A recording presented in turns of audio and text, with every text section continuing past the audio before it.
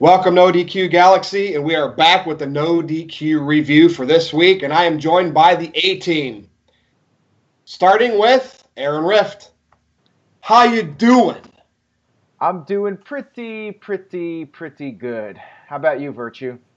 Good. I have my beanie on. It's 85 degrees outside here in east of Cleveland, but it's about 64 degrees in my condo. That's the way I roll. Greg Cherry, PA Sensation, reigning and defending Wrestling Trivia Challenge champion. What's up?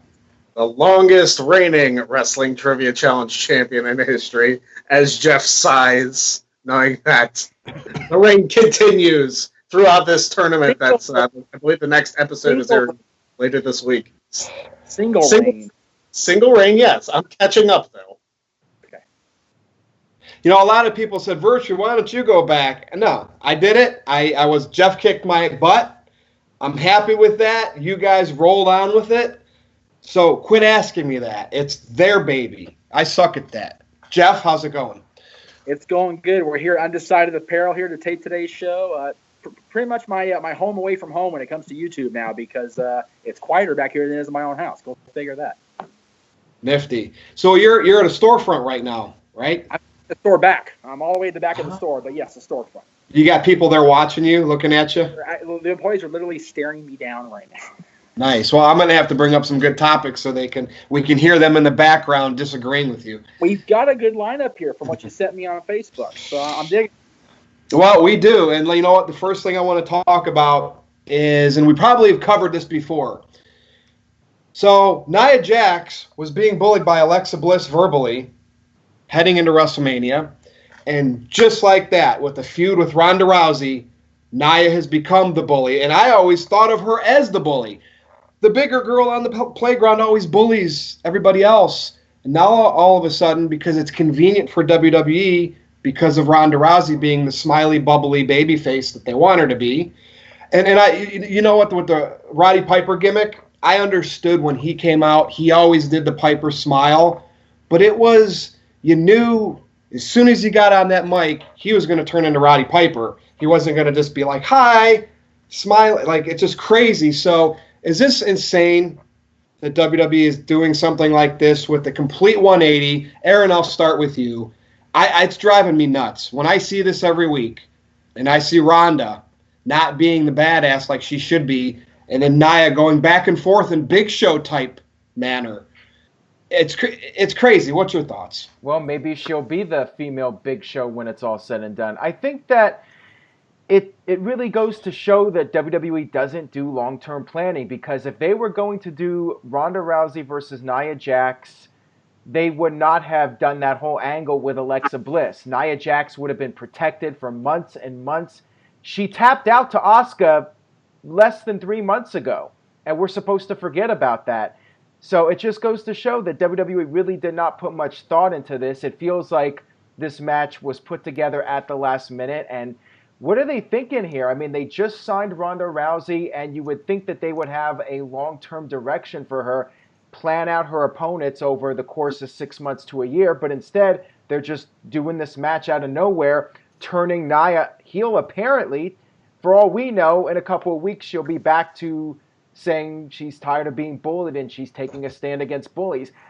I don't know what to make of it. I think it's very weak storytelling, though. I will say that much. Jeff, what do you think about it? Could not agree more. It's when I tweeted I was watching WrestleMania this year and said it was a year's worth of planning, people chastised me because we all know WWE is not planning stuff a year in advance. They haven't done that for many years. They literally booked, like Bischoff booked Nitro on the fly as they wrote it. It was going live type shit. It's ridiculous. The fact of the matter is, Nia was portrayed as the victim of bullying less than 2 months ago, going into WrestleMania, and now all of a sudden, because she's the big champion and she's a bigger girl and she can be perceived as such, she's the bully. Because like you said, Virtue, Ronda's the smiling, bubbly, hi, I'm here and I'm still a fan, but I'm trying to be badass Ronda Rousey, and she's not pulling it off because W's not letting her, pull that trigger on Ronda. They're letting her be the victim, which is so stupid. If they wanted to keep Nia legitimate, then, keep her tough but not bullying, and let Ronda be the certified badass, and maybe even make her a bully, because Ronda was always called a bully when she was UFC, because she would just beat the crap out of people, like that, and it was done. So I think they had a reversal of fortune on their own selves by booking it this way, and it's going to blow up in their face no matter what happens in Chicago, unless there's a Money in the Bank catch-in, like I talked about. Greg? See, in the words of one of my good buddies, Chris Ross, dead end old, don't apply logic to wrestling. Yeah. Because let's face it, the fact that they're doing this match so quick, there has to be something going on. Because Ronda, I can guarantee you, Ronda will not be a long-term champion from Money in the Bank. If she wins the title, I expect an immediate cash-in. She will not be a long-term champion. That being said, I could be wrong, because who knows with how they think. But I really don't. I understand the people saying, "Oh, Nia's bullying." It's like, maybe she's showing that she's not afraid of Ronda. Maybe it's not like a full-fledged heel turn and she's trying to get in her head. I just don't want to say that. I try to go along with WWE's hey, you have to forget about what's happened in the past. But Jeff and I, wrestling trivia champions, we don't forget about the past. It just doesn't happen. And for a lot of the smart marks or whatever you want to call us, watch the program weekly and try and follow along with whatever the hell they're doing this week. We're not going to forget about it.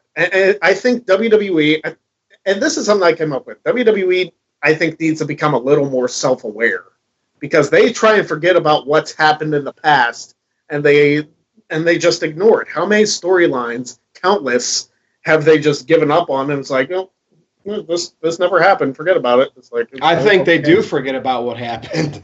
They legitimately might. They might forget about what happened, because 2 weeks later they're doing something completely different. It's like, oh, this is the direction we're going now. And I just wanted to say that the last time I think they were really self-aware was that CM Punk pipe bomb promo. That's the last time they actually acknowledged all the frustrations that the fans have about the product. When have we really seen something like that since? Well, I'm going to ask you guys, what was the highlight of WrestleMania? It was that match, right, with Kurt Angle and Ronda. Yeah. So maybe they're aware of that, and hence the instant Ronda push, because that's really the only great thing that came out of WrestleMania. And if they do have somebody scouting the internet, that's what they saw. The opening match. There's no great example of WWE not remembering their past, and the fact Coco Beware is in the Hall of Fame. Okay, that's just plain and simple. Just the facts, man. That's just the way it is. So there you go. Well, talking about the women's revolution, I believe Rousey is overshadowing it. And maybe it's WWE saying this is a women's revolution. They have these 4 horsewomen, all this great stuff that can be, and they don't book a lot of these females properly. That's probably the main culprit.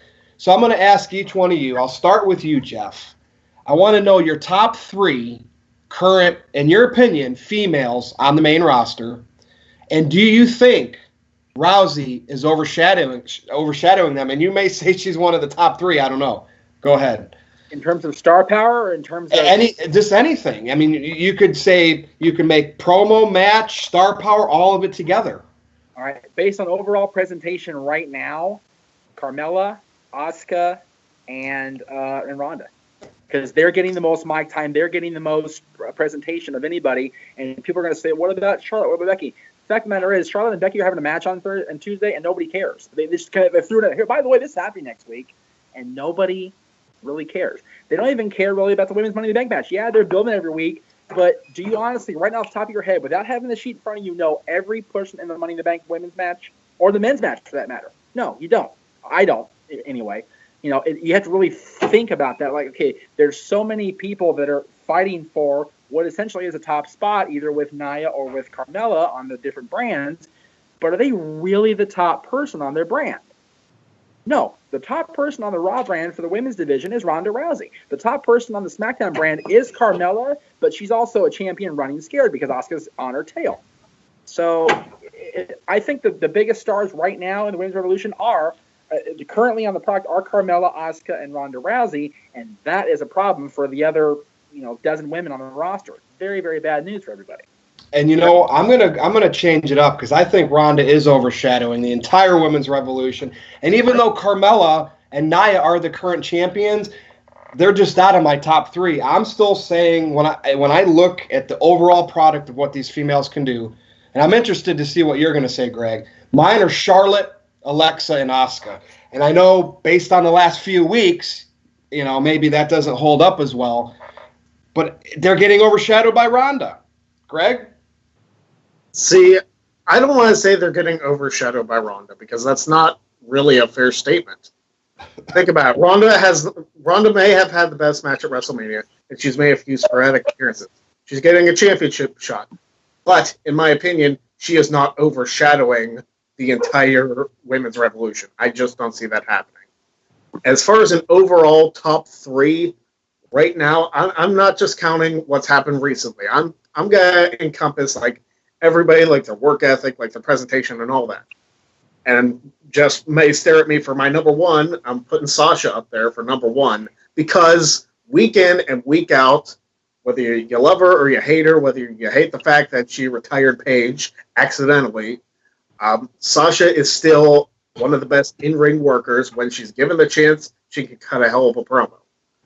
Number 2, I probably would have to go with Carmella because her entire run as Miss Money in the Bank and now SmackDown Women's Champion, she has showed that she can stand out. She may not be the best in-ring worker of even that brand, even SmackDown, but she can carry her own on the mic as far as presentation goes. And third, I would probably have to put Asuka, even though Asuka has been booked incredibly terribly since coming to the main roster. Even with a Women's Royal Rumble win, she has been booked pretty terribly. But that's my top 3. Sasha, Carmella, Asuka. Yep. Aaron, and again, I think Ronda is overshadowing. I have a few friends that are casual wrestling fans, not like us, and they struggle to name. And again, this is just a generalization. They struggle to name anybody, but they're like, how's Ronda Rousey doing in WWE? And if they're pushing the women's revolution, shouldn't the casuals know Charlotte, no Alexa, no Asuka? I mean, again, but fair point, Greg. Fair point. Yeah, those Aaron? are fair points. I don't feel she's overshadowing the rest of the women because I personally have been forgetting about her segments on Raw. It feels like she's just there. I feel personally like she's already losing that special feeling that you have when she comes out there, like what Brock Lesnar has. I feel like she's losing that very quickly, and she doesn't feel like a special attraction anymore. So I wouldn't say she's overshadowing the other women. Maybe she should because she's a star of that magnitude. She should be like Brock Lesnar where she's a big deal all the time. And it just doesn't feel that way anymore. When she appears on Raw, she just feels like another person on the roster. I think Charlotte is at the top, definitely. She beat Asuka at WrestleMania, and yeah, she's in the Money in the Bank match, but I feel like she's still at the top of her game when you look at all the different attributes. Even though she hasn't been pushed lately, I think Becky Lynch is one of the best performers they have and one of the most marketable performers they have. And I'd like to see her win Money in the Bank. She would be my personal pick to win it, just so she can get back into the mix. And as far as the third person goes, even though she's cooled off as of late, Alexa was doing great just a couple months ago, and I think she's one of their best performers. So my top 3 would be Charlotte, Becky, and Alexa. You're going to keep picking Becky until something good happens with her. Yeah, I'm just going to keep picking her. She's never going to win. She's like the Matt Hardy circa 2005, where she's more over than her push. Yeah, and I like Becky. That's a good philosophy, Jeff. Have you met Becky at Mick Foley's event a couple weeks ago? She is one of the nicest people, and she deserves everything that should be coming to her. But the fans it seems like they lost their faith in WWE's booking of her. So like, man, whatever. You know who none of us mentioned? They lost their faith in the WWE booking? No! Right, exactly. No, nobody mentioned Bayley. Oh. I'm not saying. I'm just pointing that out. She was one of the matches she had with Sasha in NXT, and this is where we're at the point where we're not even mentioning Bayley. Well, that's Greg's point. Greg made the point about Asuka coming up. Nobody that has come up from NXT has been a full-on, sustainable, consistent, dominant performer for Charlotte and Asuka. Yeah. Charlotte and Alexa. Excuse me, Charlotte and Alexa. All right, well, so we're going to transition. We're going to stay on Raw. Elias was playing his guitar gimmick again, and what I've noticed is now he's not giving. He starts it, but he's delaying it and pausing it. He's not giving the fans that song. He's pulling them in, and then they get nothing. And I like this. I wish he would have started doing this earlier, because in a day and age where you're supposed to be a heel, insult the crowd, but they want you to insult them and play, sing along with you, I like the teases that he's doing. So I found it interesting with Red Hot Rollins. Everybody knows Rollins is like the hottest thing right now on Raw, probably in WWE. Comes out, Elias powders, doesn't even get to do a segment. This was so awesome when I saw the whole match happen. Rollins took the guitar shot. Finally, Elias got some heat. Yeah. Greg, I want to start with you. I think he's more than just a guitar gimmick. I think this guy is a solid wrestler, and, of course, if WWE puts the rocket on him, not like Roman Reigns, but you know what I mean, this guy can be entertaining and get fans or people to hate him. So what is your thoughts on Elias, and is this the right thing? Do you think he'll actually get a shot at Rollins now?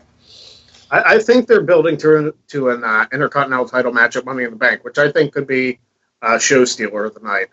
The thing with Elias is him coming up, he hasn't had a real feud yet. And that's the problem with a lot of the people that are called up from NXT, and then they're just thrown into random matches, and they aren't given a real shot. And this is the problem I've had with WWE booking for the longest time. And I say, people say, hey, why don't you bring back the Attitude Era? There was one special thing about the Attitude Era that I liked. Everybody on the roster had a storyline. Every single person. Whether it was minuscule, whether it was, kind of a side act, and some of them even tied together. The 99 Rumble, where The Rock helped Vince win, and then came out with the money, and then Mankind stole the money, and that led to their empty arena match. I mean, that is brilliant storytelling right there, and that's one of my favorite combined storylines that work together. But Elias and Seth Rollins, I think, will be a great feud. I think it should go past Money in the Bank, even if Rollins retains, because Elias needs something consistent to go with him. Yeah, and Rollins is super over right now, and if you want to build Elias as a heel, they're doing the right things. He's not giving the fans that performance, and he just smashed Rollins with the guitar. Aaron? I enjoyed that segment on Raw, and Greg brought up the Attitude Era. It did remind me of when The Rock would do his catchphrases, everyone would cheer, and then The Rock would say, "This ain't Sing Along with the Great One." Elias doing something very similar here, just telling the fans to knock it off and be quiet and all that stuff. I think there's money in him as a babyface at some point, but I think what I would like to see happen, I would like to see Elias beat Seth Rollins and win the IC title, and then have Rollins beat Brock Lesnar for the Universal title. That's what I want to see personally, but will it happen? That remains to be seen. Jeff, your thoughts? I would love to see everything you just said, especially for you guys going to Chicago and seeing Elias get his big moment with the championship in the front. But let me bring it back down to earth for a second. Oh, okay? no. Oh, come on. No. I'm not gonna shout Elias. I'm not gonna do that this week. Maybe tomorrow on NWO show. Maybe we'll see. Rollins needs the Intercontinental Championship right now. He is building that championship back up to where the Miz wanted to bring it. The title needs him. He needs the title. He is white hot, as you said, Virtue, but it's with the championship proviso. If he loses the championship, loses the momentum, then he's right down the tube again. Now, Elias winning. Elias, what he's doing right now was so good. Monday was so good for both guys because Rollins got himself in the mix with Elias by shooing him away and then breaking that guitar over, as you mentioned in the chat, Virtue, Red Hot Rollins, and just now Red Hot Rollins, is so good for Elias. It gives him a program, and Greg mentioned it. The guys from NXT, girls from NXT come up and they don't have a program. They don't have a set feud that goes through over and over again. Yep. With the exception of Charlotte and Sasha. They had a lengthy feud that went the distance that entire second half of 2016. It was an amazing set of matches. Elias getting the feud with Rollins benefits both guys. It benefits the championship, and it benefits the fans that are watching. They're going, finally, they gave Elias something to do. Yeah, I mean, and again, we can only hope we're going to be at Money in the Bank, Aaron. So, There you go. yeah, if we leave that show and talk about it, and we can give it close to an A, I will be happy. Me too. But I know that's wishing for a lot. I do have a question though. What's the difference between red hot and white hot, Jeff? Jeff? White hot CM Punk in 2011. Right. Rollins, red hot is just below that. So Rollins is a pipe bomb away, right, from white hot. Yeah. Or a universal title win away. Plus red hot is alliteration. So if he if he beats Lesnar for the Universal Championship, he'll be white hot. No question about that. All right. Thanks for the clarification. I know. I kind of went both directions there. Sorry about that. So much for Big Cass and the injury and being in the doghouse, and maybe it was just a 2-week doghouse. He's back, and he's in the mix with Daniel Bryan, and we're probably going to get that match at Money in the Bank. So what's everybody's assessment with this? So the match on SmackDown, it was Joe versus Big Cass versus Bryan, and I heard a lot of people say, "Oh man, those Bryan and Joe carried Big Cass." Like, I've just heard a lot of negativity in Big Cass. He can't cut promos, this and that. And I'm just wondering, is he getting a little Roman Reigns treatment because he's a big guy getting a push? Jeff, I want to start with you. To me, Cass is back in the mix, and if he was in the doghouse, he wouldn't be beating up Daniel Bryan with a big boot. So what do you think?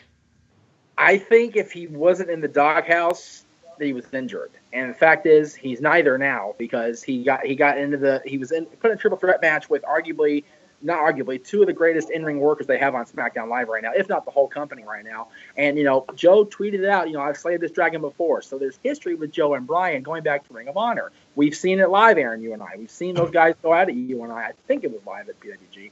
Might have been. PWG can correct me later on that, I'm sure, as they always do with me. But having Cass in there benefits Cass. Does it benefit Bryan and Joe?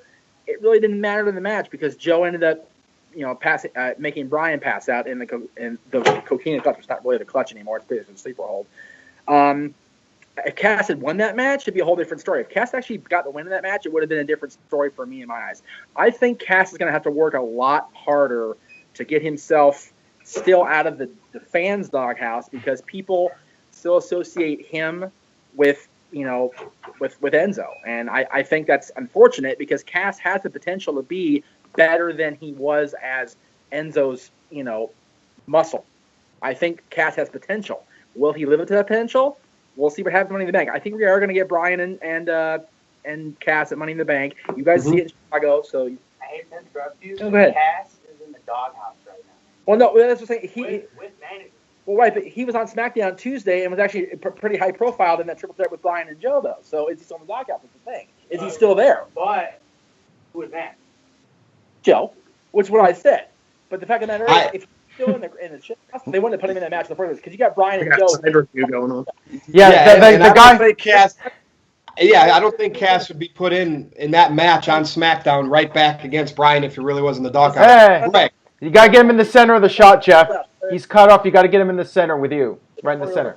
There we go. Hey, there we go. See, somebody mentions Enzo Amore and someone wants to join the video. I mean, I know we're talking about Big Cass.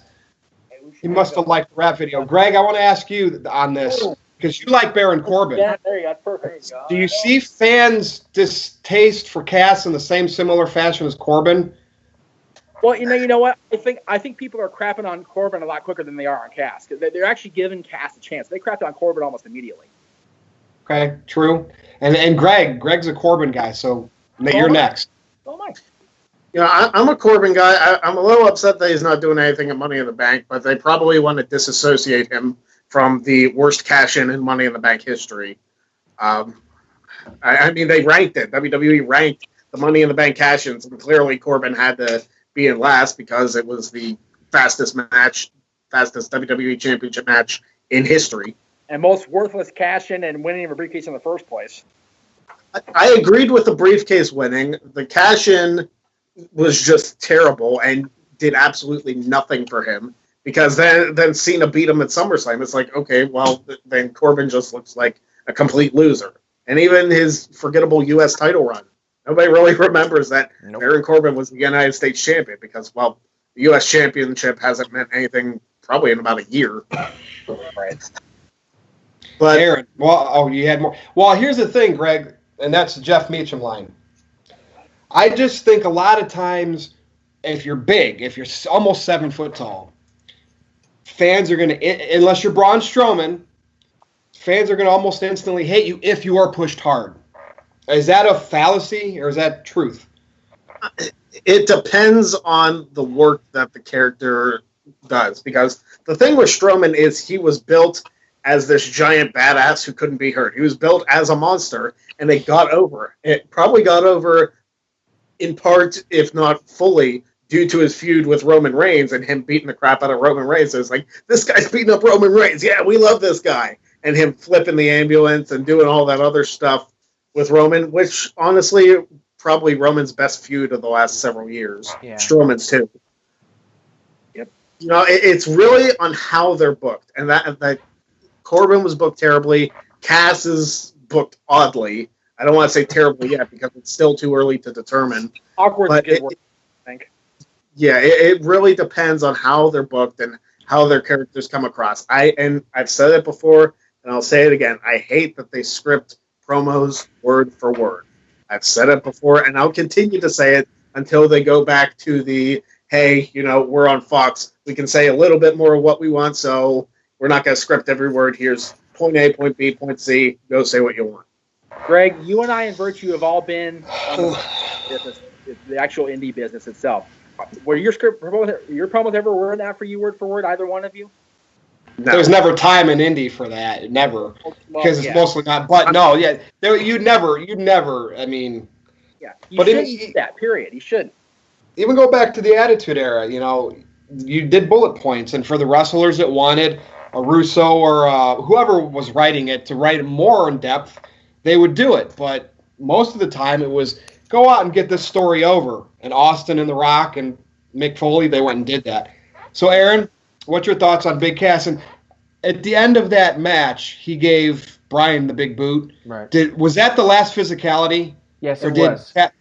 That was how it was supposed to be, supposedly, with the little guy a few weeks back. I wonder if they said do that to Bryan to see if Cass would back off and not do any more, like pummel him. Yeah. It's just funny that was exactly what the supposed McMahon spot a few weeks back was supposed to be. Big boot and end it. Well, who knows? Because when that happened, I was looking at the time, and usually SmackDown doesn't really have an overrun. It was past 7, and I think that they were just needing to do something real quick. So Cass got up, hit him with the big boot, and then it abruptly went off the air. So it could just be a timing issue also, and they didn't have time to do more with it. But they really didn't need to. You know, Cass just hit him with the big boot, and that was the end of it. I like Cass. I think people are giving him a hard time, and it's not really justified at this point. I think that we need to see how his character plays out over the next several months. I think his promos have been good. I like his music personally. I know some people hate it.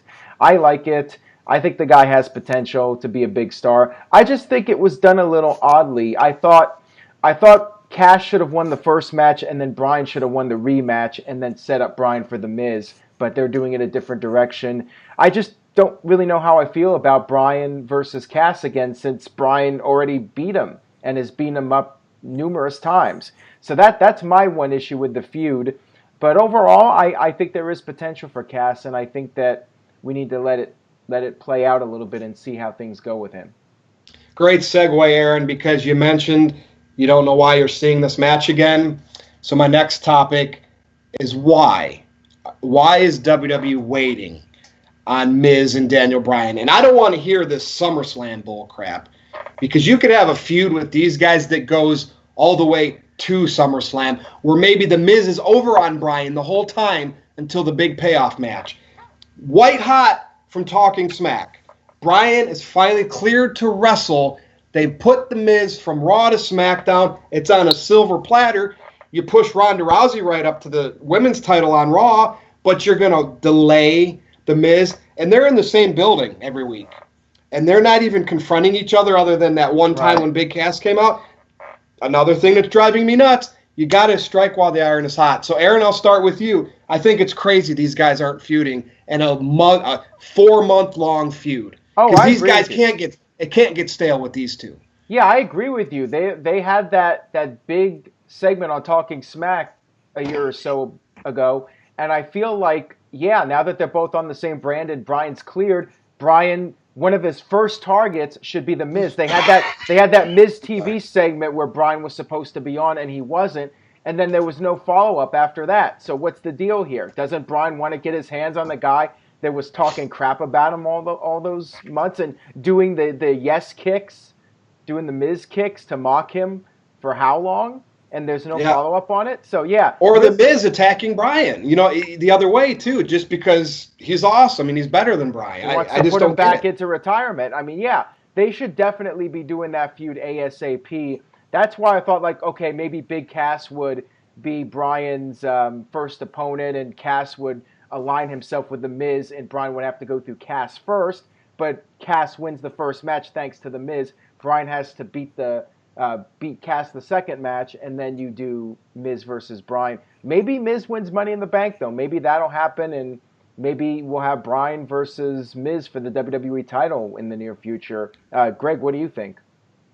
Let Jeff go next. Okay, Jeff. I agree with everything both of you said, except Virtue's comparison to Ronda Rousey's ascent. The fact of the matter is, we talked about this, I think, on this show or maybe on one of my shows. They booked themselves into a corner with Ronda because she won her debut match. She can't lose her first singles match unless it's a championship and there's some sort of shenanigans. And she can't, there's nothing they could do with her except put her in the championship match because she's Ronda Rousey. She's a big star. If they have her at any other program going into Money in the Bank except the briefcase match or the title match, it's a waste for her. I'll say that.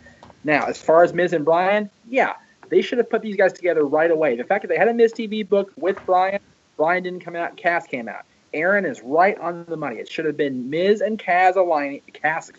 Miz and Cass. Blah, say that 5 times fast. I double dog dare you. At least it wasn't triple. It's your triple dog dare, exactly. To go against Bryan and Cass still being the big bully guy. Pick on little guy because Bryan was stealing the spotlight from him because he came back the same day. Cass in that story still works, but he's got to be the leader. He's got to be the guy that Bryan has to get through to get to Miz. So well booked, Aaron. Well, I applaud that booking. That's exactly the way they should have gone, and they blew it. And now Bryan's already beat Cass. What is the point of Money in the Bank if they have a rematch? And what's the end game? Do we get Miz and Bryan? Does Miz win Money in the Bank? Do we get championship match? The people are just going, ugh, and that's exactly what they want us to do. They want us to think about what's going to happen and not know for sure. That way the smart marks even are like, what's going to happen? And the reason I wanted you to go before me is I disagree with you guys. Ooh. The fact that they're holding off Miz and Daniel Bryan, I think, is a good thing. Because if you get that payoff right away and you essentially just blow it all, the very first pay-per-view you get a chance, you don't get the specialness is the word of the build-up. Yes, it is a feud that is already established. I mean, it goes back to Miz being Daniel Bryan's trainer in NXT, like the old NXT, Nexus NXT. And giving this away on a pay-per-view like Backlash, it would have been forgotten because of how terrible that show was. Yeah. Let's be honest. Well, and besides, Miz was already booked. Yeah, but we're not saying Backlash. We were saying like SummerSlam to do Miz versus Bryan. Have Cass feud with Bryan, but have the Miz involved in it, and then do their feud at SummerSlam. Greg, my thing is they're bitter against each other. They should just have a feud, and if they're going to wait for the big payoff, the big feud, they should have some in-passings on SmackDown, even if one goes the other way, to not even really do anything since that in-ring Miz TV with Big Cass. It's crazy. The thing is, you're giving the WWE writers too much credit. Yeah, that's true. But I hope they watch this, and I hope they start doing things like this. Go ahead. I agree that they should tease it, like they teased the reunion of DX for 3 months. Shawn and Triple H look at each other and walk opposite directions as people are like, oh, DX is coming back, like right after WrestleMania 22. They have to do, if they jump right into the feud, it either has to be a Money in the Bank cash-in on Daniel Bryan, much like SummerSlam 2013, Right. Or actually, that's really the only way they can jump into a feud with it seeming like a natural thing. Miz wins Money in the Bank. Daniel Bryan, yay, he's a champion again. And Miz cashes in, beats him for the WWE Championship, and Braga said he beat Daniel Bryan and is going to send him back into retirement. That would work. I think that would be fine. But jumping right into a feud right off the bat with him doing his stuff with Cass and Miz doing whatever he's doing, I think that would have been a mistake to go into that right away. Well, because they want the fans to like, hey, we want this, we want this, we want this. They want build-up. They want the natural build-up from the fans that they want to see it. Well, I feel like there has been the build-up with Miz doing the yes kicks for all these years, and I think fans have been wanting to see it for a while. And I also feel like, logically, if I was Daniel Bryan, if this was real life and I was Daniel Bryan, I get cleared to wrestle again, the first person I want to fight is The Miz because of all the trash talking he was doing. Just, I look at it from that logical perspective, but I get what you're saying. You know, I would not do that match at Backlash. I would have done it at SummerSlam. Well, I think the whole thing with Cass being put in there was the fact that, you know, Cass was upset that Bryan got cleared the same day he got cleared, and Bryan overshadowed him, so he was calling Bryan a bully, kind of like the Nia. That makes sense. Where Bryan was the bully because he overshadowed Cass's big return. So that program makes sense. I just think, you know, I actually kind of agree with Greg at this point because he made a very good point that kind of made me think a little bit better because it's what you're supposed to do. And that's why you're the champion now, and I'm not. There you go. Because having Cass have his own program works in the short term, and then, you know, making us wait for Miz and Bryan just, you know, makes WWE money in the long term, in theory. You know, I would have just simply had both Miz and Daniel Bryan in the Money in the Bank match where they didn't have to feud against each other. Then you could have had big moments in that match. Oh, absolutely. No. Why not? Those two climbing the ladder at the very end of the match, the place would be rocking. I keep them far apart from each other, especially since Daniel Bryan just got cleared. Why would you want to throw him in a ladder match? Strike while the iron is hot in wrestling, especially during the time of post-WrestleMania crap. Ratings are down. That there is no waiting things out anymore. Seriously. Why is Ronda getting a title shot? Jeff? Because she's Ronda Rousey. They just made $1 billion from Fox. They could give a shit about waiting for anything. Yeah, so they're that said, why not do it? But this is what it's about, opinions. Yeah, their TV deal between Fox and USA, NBC Universal combined, it's something like $2.45 billion for 5 years. It's an insane amount of money, and today the stock reached $60, their highest ever. Yet their TV rating for Raw was like the second lowest in the modern era. Well, everybody that's watching this video, everybody that's watching this video, go into the comments. Would you, the NoDQ Galaxy, have liked to seen Bryan and Miz both in the Money in the Bank ladder match just to see? Obviously, there'd be 8 people in the match, so you could do 100 different things. They wouldn't even really have to meet up, but you could have that one moment. I'm just curious on what others think. Cooks in the kitchen, that's what they get for combining. What did Money in the Bank matches used to be? 6? I know they 6. Started 6 for the first couple, then they went to 8, and then WrestleMania 6 they did 10, which was wait till they have one in Saudi Arabia, and it's like, no, the greatest. I'm just saying. No virtue, that's a bad virtue. Bad virtue, you're giving them ideas now. Don't do that. Don't do that. All right. Well, we like on the NoDQ review to disagree. We don't always want to agree because that's boring podcasting or whatever you call this, Aaron. Enzo Amore, and I know we're going to disagree on a lot of this here. So when I watched his rap, he's not a rapper. Okay, Macho Man wasn't a rapper. He sounds like Mystical. Aaron, you won't have a clue, but he was a no limit. He sounds like Mystical on his delivery. You keep bumping me against the wall. I know his song. I listened to the lyrics, and he's just riding his fame, and the fact that his charges were dropped, and the consensual penis line.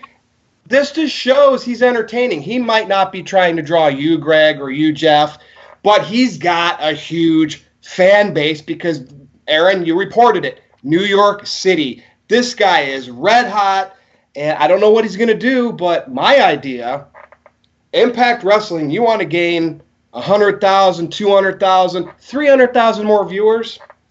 Do they have Rich Swann? I believe they do, right? Yeah, I believe he's Bring in Enzo and team them up. You want to talk about a controversial team? They don't have to team them up, but Enzo, bring him. If you look at CM Punk, right? He shows up at All In, people are going to be talking about it. Enzo's not there, but the fact that he's drawing people just because of what he says out of his mouth in big cities, bring him. He's not a good worker, we know that, but he's an entertainer, and there are people out there that are entertained. Jeff, I'll start with you because I know you did not like that video. Does Enzo belong in the wrestling business? I didn't like what the hell you just said, comparing Enzo Amore's return to wrestling to CM Punk's. Are you? Yeah, I didn't. I didn't compare that. But the buzz of CM Punk at an All In event, right? Enzo, look at New York City. How many wrestlers are going to walk in New York City and have like their fanboys and girls pop like that? That's a huge city. People recognize this guy. Real recognizes real, right? It doesn't matter if it's infamous. It's oh my god. Okay. Here we go. This is going to get heated. And whatever you and Greg say, man, this might be the most heated NoDQ review right now. I'm asking you this. Does he belong in the wrestling business? All right. The fact of the matter is, you mentioned I'm going to ask you in the chat here. You mentioned, it means he's getting what he wants. He wants the attention. That's entertainment. He has the people's attention right now because of the controversy. If Enzo was just Enzo and left WWE without any rape charge or anything, nobody would give a shit. Not one person would care that he left WWE for any other reason except the fact that he had the rape charges, and nobody would care if he was on Impact tomorrow or today or wherever the hell. Nobody. When he was on 205 Live, they were doing their best. The YouTube clips had 5 times the views than all the other Neville guys and people like that. He sucks as a worker, but he got eyeballs. There's proof of it. Go ahead. That kind of eyeball is not what WWE or even, I don't think any wrestling company out there that has any sort of class or respect for themselves is going to want that kind of eyeball on their product. Oh, come on. Well, I think Impact would like any eyeballs, period. Well, that was the gist of it, too. I really brought up Impact, not WWE. Okay. All right. Well, Aaron's right. Impact having any eyeballs on them, other than the lack of eyeballs they're having now, is good for the short term. But having Enzo associated with if I'm running the company, I don't want Enzo anywhere near me physically or emotionally, for that matter. I'll tell you why I don't want Enzo in Impact Wrestling if I was running Impact Wrestling. Not because he might have that bad attitude in the locker room and might upset people, but the reason if I was running Impact why I would not want him there is because I think he would just outshine the entire company. I mean, charisma-wise, he's on another level from everybody in Impact Wrestling. I mean, he would be by far the most entertaining thing on that show. And I might actually watch Impact Wrestling more if he was on it. I mean, I stopped watching 205 Live when he left. So it is what it is. The guy might be a prick in real life. I mean, there's all these stories about him. Who knows what he's like in real life for sure, but there are the stories that are out there. But as far as having the charisma and personality, I mean, he's at the top, man, in this business right now. He's got the charisma, the personality. He's just not a very good wrestler, and he has a bad reputation. So where he goes from there, who knows? Jeff, quick. All I wanted, if Enzo didn't get in trouble and he didn't keep the truth from WWE, I saw program building when he was a cruiserweight champ where I thought they were going to have Drew Gulak kind of, have Enzo turn on him. I was thinking all I want to see at the end of the day is Enzo putting Drew Gulak over as the cruiserweight champion. And then Enzo leaves, and where's Drew Gulak? I would have been okay with that scenario. Sorry. Greg, help me out here. Please save me from this discussion. Please help me. Okay, Greg. First of all, if Enzo got signed with Impact Wrestling, he'd be world champion within 4 weeks because that's their MO. Well, duh. Enzo Amore, I don't know the person. Like, I don't know the man behind the character, Eric Arndt, or whatever his real name is. Enzo was a good talker. He was good at cutting promos. He drew people in. He was one of the few people on the roster who didn't get what chance while he was talking because people were drawn into him. That I will give Enzo. And that's as far as I go because he couldn't work a decent match. But Greg, he could manager bump because he could bump. He could manager bump, so he should have been a manager. Yeah, I could bump. Put me on Raw, But it's a lost art. Live, I'm above that. That's a lost art. You know that. It is. It is. I mean, that's the problem. When I was a manager in the Indies, like, I tried to get my guy over. It's harder than it looks, believe me. It is. It very much is. And Enzo, I think, should stay away from the wrestling business, if not for good, for a long time. Because him going right back in, like that rape charge, even though it was dismissed, doesn't really matter. It's going to follow him like a black cloud. And it's not going to be a good thing for him or his brand. The rap video, I watched it just because of research purposes. Million views. I don't know. I was one of them. I'm sad to say now. He's the definition of polarizing at the level that Roman Reigns is polarizing. He's polarizing. Enzo's the right type of polarizing. Does that make sense?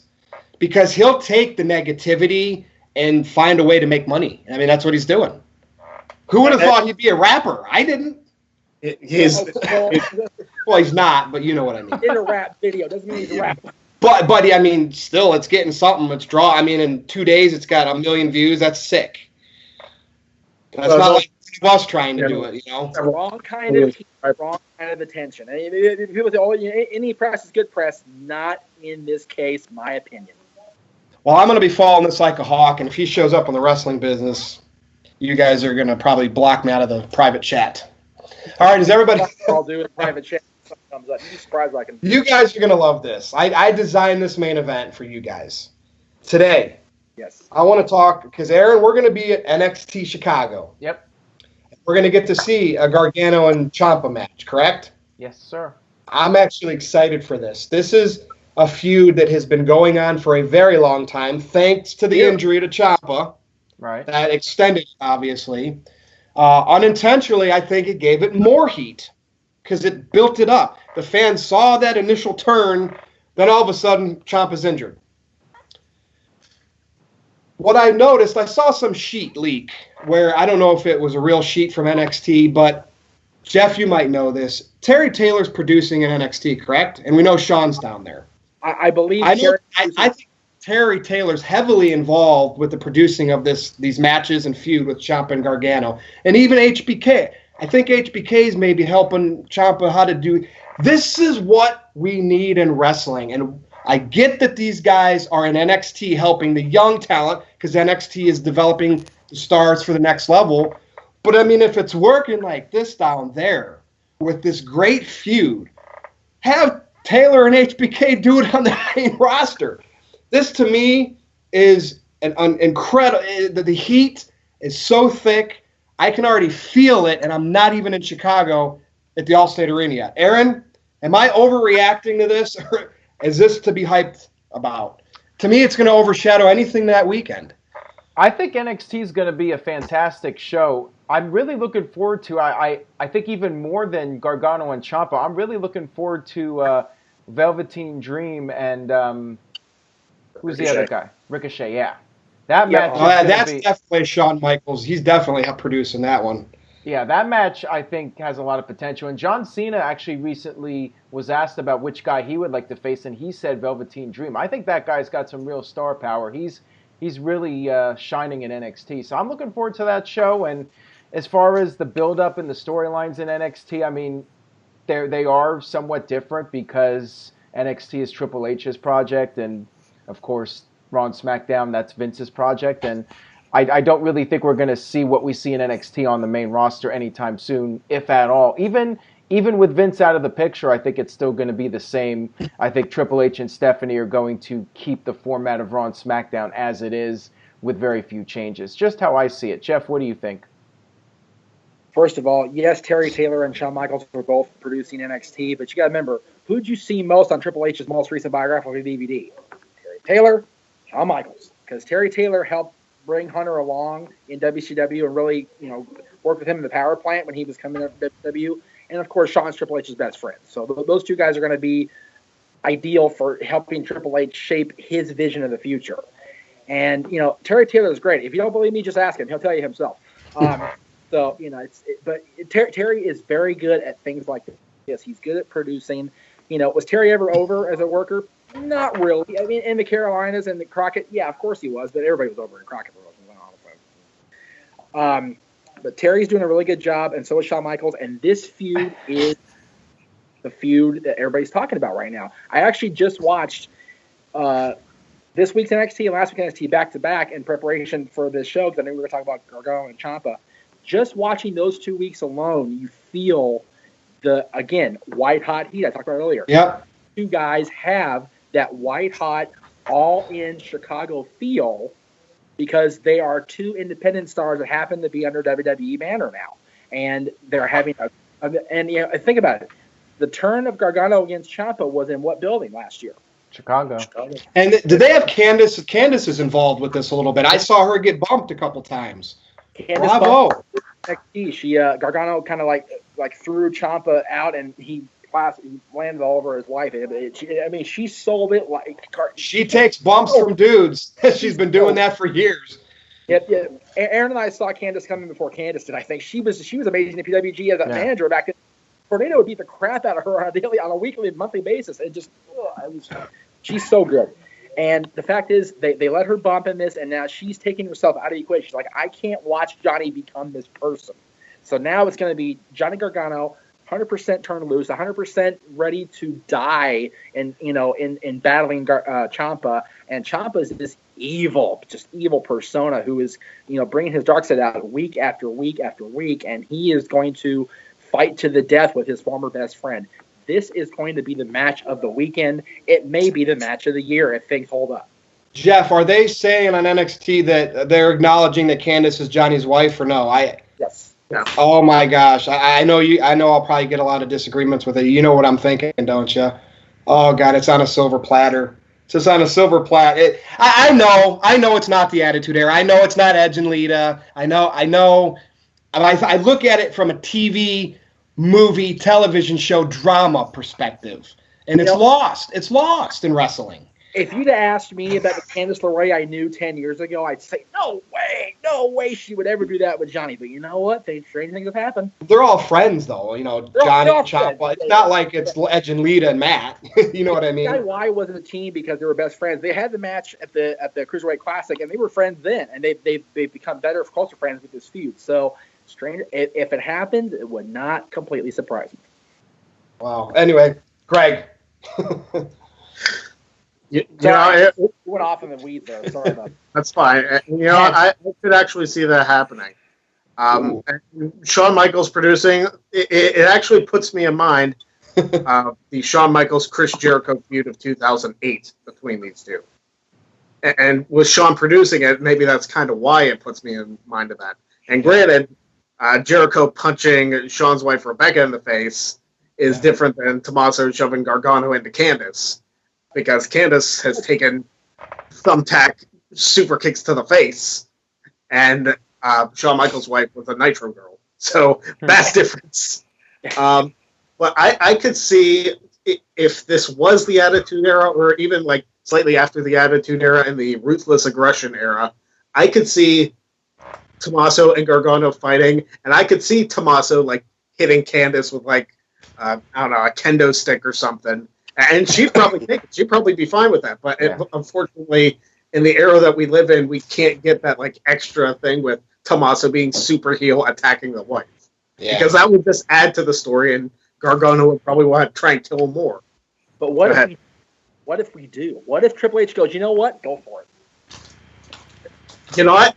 In NXT, I could see it happening. Raw and SmackDown, it probably wouldn't happen. Yeah, all bets are off. Well, Seth Rollins bumped into Stephanie into the table at WrestleMania. It's not like they haven't done little things. I know.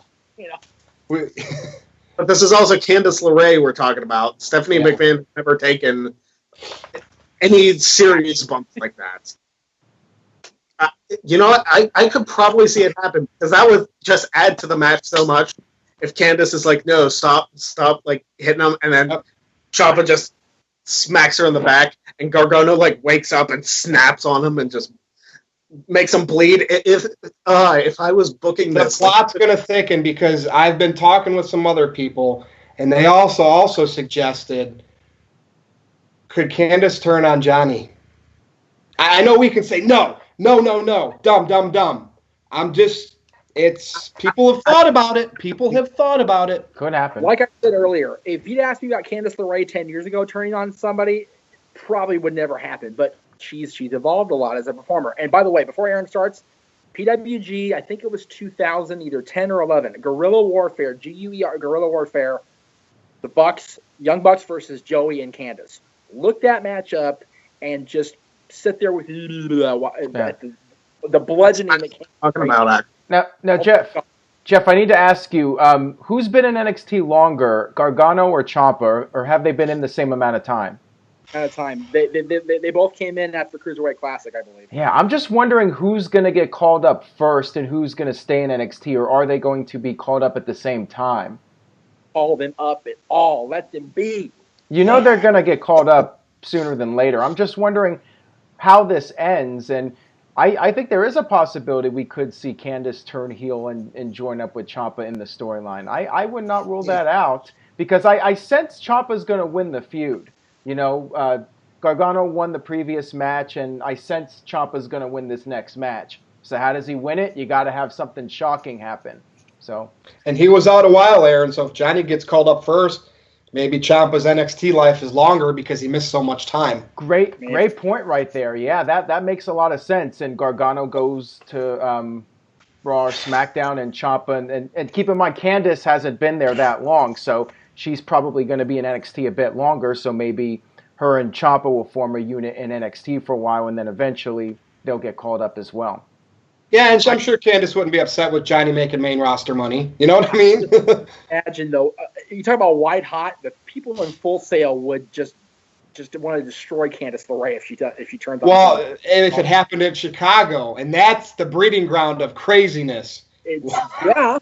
But in real life, a plan or something like that. In real life, if you're Johnny Gargano, would you like this storyline though? I mean, it's acting. I mean, I get what you're saying. It's not like you have to make them make out. It's not an Edge and Lita. I'm not suggesting Edge and Lita Matt. You know, they always do that. You know, and sometimes real life imitates fantasy. But let's pretend they don't go there, and if they turn Candice heel, it was just more of like, I'm managing Tommaso because he's going to be better than you, Johnny. But again, they played that they're husband and wife. That's why it's a little far-fetched. So, Greg, I'm more in lines with the bump. Let's just see the bump.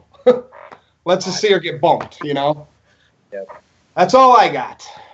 Anybody else got anything else, or we'll wrap it up? Well, just the fact that Greg made the point about the bump, and I kind of went in all of them, is it just, if they were to do that, imagine, think of the pops we get out of the crowd when the very rare thing happens where a guy bumps a woman. Oh my God! The people, if Ciampa took a swing at her, either with his hand or with a weapon, the place would pop the roof off. Does that go against though their PG? That's why I keep thinking it would be the accident type, like when Jericho hit Rebecca.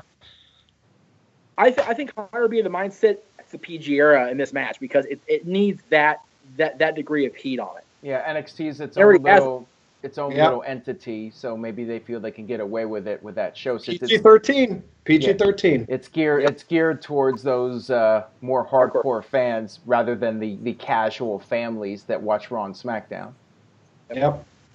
Well, we will see. So with that said, Wrestling Trivia Challenge champion, what do you got to tell everybody? Just check out the tournament because whoever wins that is going to fall to me in the season 4 finale. And you can go to ProWrestlingTees.com/PA Sensation for my store. I got 4 shirts up there, guys. Go get them. Nice. All right. And when I said Wrestling Trivia Challenge champion, Jeff, I almost thought you were going to start talking. Go ahead. That's been forever ago. Anything? They beat me in retirement. What can I say? I'm happy to be on the sidelines watching Greg kick some serious ass and hoping this tournament guy just realizes what he's in for. You can check out my Twitter and Instagram @_Jeff Meacham. You can go to Facebook and Instagram, Undecided Apparel, one word, Undecided Apparel, to check out the guys that make the Talk Wrestling shirts, Talk Wrestling, the NoDQ hats, And they're here in Canyon Country. Let me give the address here right in front of me. 19347 Soledad Canyon Road here in Canyon Country. 91351 is the area code. The zip code, excuse me. Area code 661-310-3700. You can check them out. Give them a call. They made the NoDQ hat for me. They made the original Talk Wrestling shirt before Pro Wrestling Tees realized it was cool to make a Talk Wrestling shirt. They made it here. So there you go. And, just come on into the store. I'm here. I'm probably going to be here to do Talk Wrestling Meets and Musings live on Tuesday and Thursday. So at worst, you'll come in here and see me make an ass of myself twice a week. So there you go. Nice. Aaron Rift. All right, well, I just wanted to say that there are a lot of guys that have challenged Greg over the past several weeks, and they talk a lot of trash. They're like, oh, I know all these answers to these questions, and then when we do the trivia match, Greg has destroyed them. So, guys, if you're wanting to challenge Greg, you really have to know your stuff, and I mean really know your stuff, because Greg is the real deal. He beat Jeff. We need a woman challenger. I know we're 95% male audience. We really do need a woman challenger. Would you accept if there was a legit? I tried to get Rachel on the show, and she said she wanted to do it, but I don't know if you've talked to her or not, Aaron. Rachel said she wanted to do it. I think of all the people that you've had challenge me, if Rachel came on the show, she'd give me a challenge. Aaron, let me ask you a question. Aaron, how much is a premium Spotify account, give or take?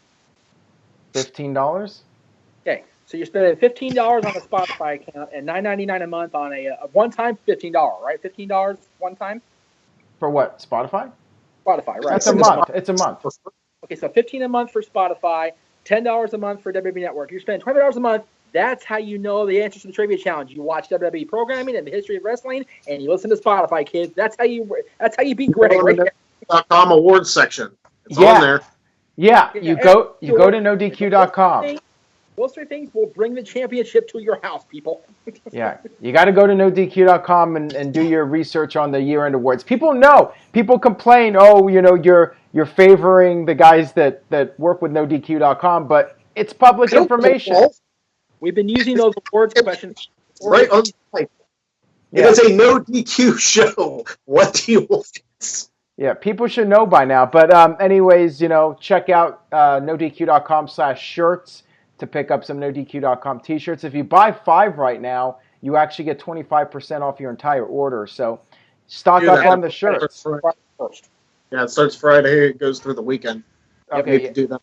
Yeah, pick up the PA Sensation shirt, pick up the Talk Wrestling shirt, the Virtue shirt, and maybe an Interstate Kyle t-shirt. Show him a little bit of love.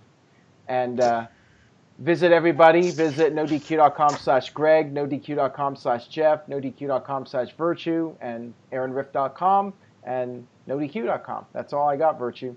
All right. Well, everybody knows you can follow me on Twitter at NoDQ_Virtue. If you live near Cleveland, this Saturday, June 2nd, doors open at 6, bell at 7. UXWA presents Straight Outta Cleveland, and Virtue's Rage. Virtue's Army is going to be there. Greg playing the manager role like only we can do. Yeah, come check us out. You can still get pre-sale tickets, $10. $10, and they're great seats at the nice little church gym. We hope to bring a couple hundred people in there. So go to my Twitter, my social media, like NoDQ.com/Virtue. All the info is there. So for Greg Cherry, for Jeff Meacham, for Aaron Rift, I am Virtue. See everybody next week.